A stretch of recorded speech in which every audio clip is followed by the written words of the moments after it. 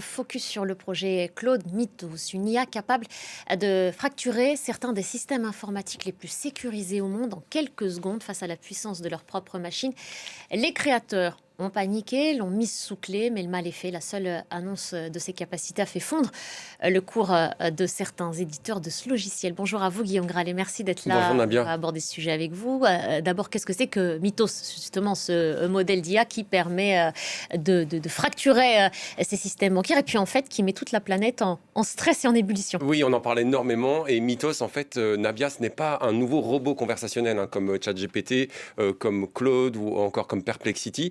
C'est un hyper hacker, c'est-à-dire qu'il est programmé pour chercher des failles, des vulnérabilités technologiques dans le monde entier. On va s'arrêter sur ces petites prouesses, en tout cas les promesses de prouesses. Mais pour bien comprendre la philosophie d'Anthropic, je pense que c'est intéressant de revenir sur les deux fondateurs que l'on voit à l'écran, Daniela et Dario Amodei. Ils sont sœurs et frères. Ils ont grandi à San Francisco. Et pour comprendre leur approche de la technologie, eux qui ont créé Anthropic en 2020, après avoir quitté OpenAI, vous savez, la maison mère de ChatGPT, eh bien, ils ont tous les deux vu leur père, Ricardo, qui travaillait dans le cuir, qui était quelqu'un d'extrêmement cultivé, avec qui vous avez énormément de discussions, mourir à moins de 55 ans d'une mort maladie rare. Et en fait, ce dont se sont rendus compte Dario et Daniela, c'est que s'ils avaient eu davantage de connaissances, s'ils avaient eu davantage de recherches scientifiques, ils auraient pu éviter cette mort. Et je vous explique tout ça, Nabia, parce que ça montre bien cette approche assez singulière d'Anthropic dans le monde de l'intelligence artificielle. Et on a vu effectivement Dario Amodei, au cours de ses études, abandonner la physique pure pour la biophysique avec un seul but, accélérer la science pour sauver des vies. Alors ce mythos, en fait, ils ont décidé pour l'instant de le mettre sous cloche parce qu'ils l'ont jugé trop dangereux. Justement, et pourquoi est-ce que de nombreux experts estiment que Mythos est une arme terrifiante? Eh ben, ça a été testé j'ai envie de dire, dans quelques cas, mais ça suffit pour sonner l'alarme, pour créer des inquiétudes.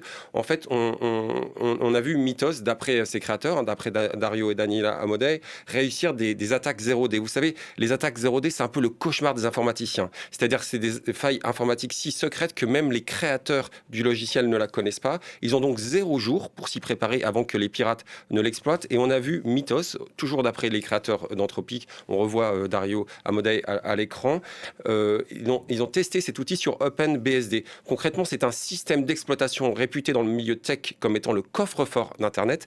Et Mythos y a trouvé une faille critique qui dormait là invisible depuis 27 ans. Alors, lorsqu'ils se sont rendus compte des dangers potentiels que pouvait créer Mythos, eh bien, la société Anthropic a créé le projet Glasswing. Alors, Glasswing, c'est le nom d'un papillon d'Amérique centrale aux ailes totalement transparentes. Et ils ont rassemblé des chercheurs de différentes entreprises comme Amazon, Microsoft, Google, le projet Linux également. Et ils leur ont montré tout ce que pouvait faire Mythos pour justement prévenir des futurs dangers et voir comment se comporter avec lui. Alors justement, sur la base des échanges que vous avez pu avoir, vous Guillaume, avec des experts, est-ce qu'on est face à un danger imminent ou est-ce que c'est un bluff marketing? Voilà, alors j'ai envie de vous dire, c'est un peu les deux, Nabia, parce que la communauté scientifique et technologique se divise. On a quand même des mises en garde très importantes, hein, par exemple de l'AISI, l'organisme britannique indépendant AI Security Institute, qui a validé ses craintes en concluant que Mythos peut attaquer et exploiter de manière totalement autonome des systèmes d'entreprise vulnérables, abaissant drastiquement la barrière d'entrée pour les criminels. On voit certaines entreprises de cybersécurité euh, porter l'alarme également. On a vu le cours de bourse de différentes entreprises comme CrowdStrike, Palo Alto Networks, dont on voit des images à l'écran chuter, parce qu'on s'est dit, ça veut dire que ces entreprises de cyberdéfense ne sont plus capables de défendre nos systèmes informatiques si clés dans notre monde. Et puis, effectivement, vous avez raison, ça a fait un coup de pub phénoménal et certains acteurs très intéressants, hein, je pense par exemple à Yann Lequin, vous savez, le français qui vient de relancer sa start-up Amilabs ici en France. Lui, il explique que c'est du bullshit, hein, il n'a pas été par quatre chemins. Il explique surtout que c'est un danger pour l'open source. Vous savez, le fait de mettre des logiciels à disposition, bref, ça va encourager les boîtes noires et surtout que très peu d'entreprises vont être à même de créer des outils d'intelligence artificielle adoptés par beaucoup d'utilisateurs. Alors si on part du principe qu'Anthropic garde le contrôle, que fera la concurrence demain? Oui, c'est ça la vraie question, Nabia. C'est-à-dire que on se dit, OK, on n'est pas tous d'accord, mais on voit bien qu'il y a quand même des dangers. On se dit surtout que les prochains modèles seront encore plus dangereux. On se demande aussi ce que vont faire les concurrents comme OpenAI. On a vu qu'OpenAI avait beaucoup moins de scrupules dans les discussions qui ont eu lieu avec l'armée américaine, où Anthropic, la maison mère de Claude, ne voulait pas laisser Claude totalement à la main du Pentagone. Si ça autorisait la surveillance généralisée, si ça permettait à la machine de tuer sans le consentement de l'homme, on sait bien que OpenAI, dans cette course à la puissance, dans cette course avec la Chine, et dont on voit des images, hein, certains outils, derniers modèles d'OpenAI sont utilisés dans l'agriculture. Hein, ça, c'est la publicité d'OpenAI que j'ai voulu vous montrer. Bref, ça sème un peu le tournis. Je pense que c'est important de réfléchir aux dangers potentiels et c'est surtout important, je pense, de se réapproprier ce code informatique si important pour pouvoir en rester maître. Et je voulais vous faire écouter une personne que j'ai pu rencontrer ce matin qui s'appelle Emmanuelle Roux. Elle travaille à l'IGN. J'ai pu la rencontrer dans le cadre d'une conférence qui s'appelle Hub France IA qui justement veut expliquer l'intelligence artificielle pour pas que ça nous fasse peur de manière irraisonnée. On aurait dû, depuis déjà 25 ans, et il n'est pas trop tard heureusement, apprendre le codelish comme on a appris le globish. Finalement, aujourd'hui, nous avons tous appris à parler une espèce d'anglais qui nous permet de vivre dans un monde international.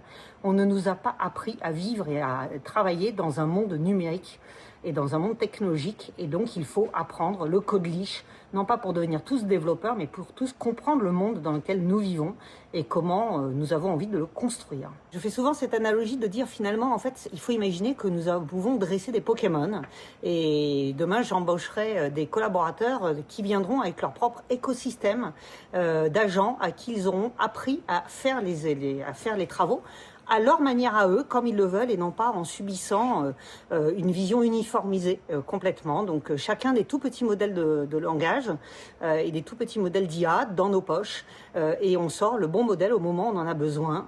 Alors pourquoi l'informatique dans cette course à l'IA ?